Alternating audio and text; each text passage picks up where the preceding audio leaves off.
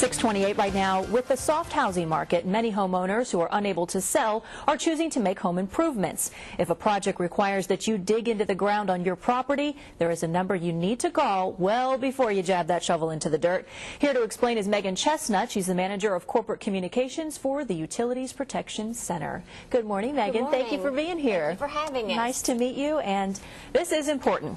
A lot of people are doing projects. Projects are going on all the time. What is this?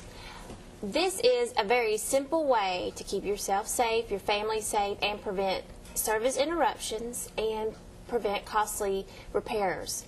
Now, the easy part about all of this is 811. A national 3-digit number to remember to call before you dig. Okay. Most folks are very familiar with this. Call before you dig. It's not just a look both ways before crossing the street. It's not a guideline. This is something you need to do that starts an important communication process. And what is the time frame that you need to do? You need to call ahead. That's a great question. You need to call at least 2 business days before you plan a project. Now, this is Friday, and maybe there's some honey-do lists out there. Well, here's your excuse for not having to do it, because Monday is a holiday, so that's not going to count as a business day. So you can put it off till next weekend and go play. See that? Great idea. Who knew there'd be an extra good idea in this interview? Now, how does this process work? What happens after you call 811? After you call 811, you reach our call center, and we begin to take information from you: where you are, what type of project you're doing, where you're going to be digging, how long it will last. From there, we transmit that information to our member companies. On average, that's 7 companies per call. Now, if you think in your head about how many electric bills you get, there's probably more than 7. So there's a good chance there's service running in your area that you don't even realize that's there. So once these utility companies get this information, they dispatch their locate technicians, and those are the people who put the colored paint and the flags on the ground. Okay, and then they go out there and they give you all these little flags as guidelines. What does the yellow versus the orange flag mean? Good question. There are different colors out there. That is the American Public Works Administration color code. That's a nationwide system.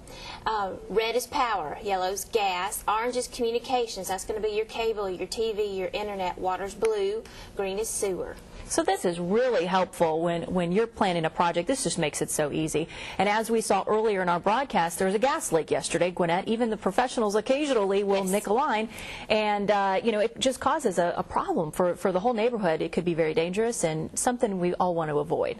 Absolutely, and it's such a simple way. Just pick up the phone and call. The call is free. To have your lines marked is free. There's just not a lot of good reasons to make those risky assumptions when taking on these projects, because you can go just rent a backhoe for the weekend and dig up your plumbing, or worse, hit a gas line. That's a much larger consequence. Much larger. Very good. Well, Megan, we appreciate you being here this morning with very, very helpful information. 811, folks, that is the number you need to call. It's going to really be helpful in planning that project. Thank you for having me. Thanks. Have a great trip back, because you came from where? Atlanta. See that? She made the trip. Only here to let all of us know this good information. Alrighty, we're going to a quick break, but we'll be back with a lot more news of the day. Thanks for watching Good Morning WJCL, the Coastal Source.